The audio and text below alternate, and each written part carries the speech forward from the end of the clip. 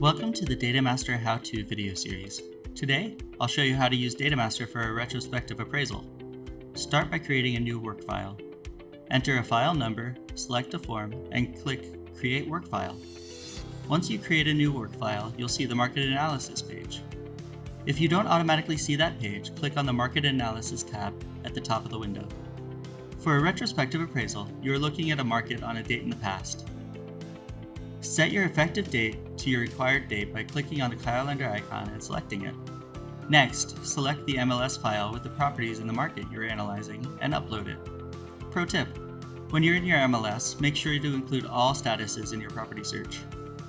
DataMaster connects to your MLS's back-end database to pull all the fields for each property, because if you don't get all the data, you could miss vital information.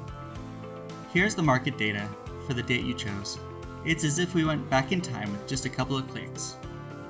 You get descriptive charts and graphs, a detailed list of properties in easy-to-read date segments, and advanced market data with key metrics like number of sales, days on market, and sale price per square foot.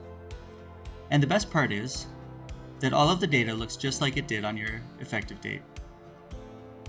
If you want DataMaster to display even more data about the market, you can adjust your settings. For example, I'm going to change my settings to look at data 24 months from the effective date instead of the default, which is 12. When I click Save and Close, DataMaster automatically recalculates the market analysis with 24 months of data. Looking at more data can be especially important if you want to see established trends or seasonality.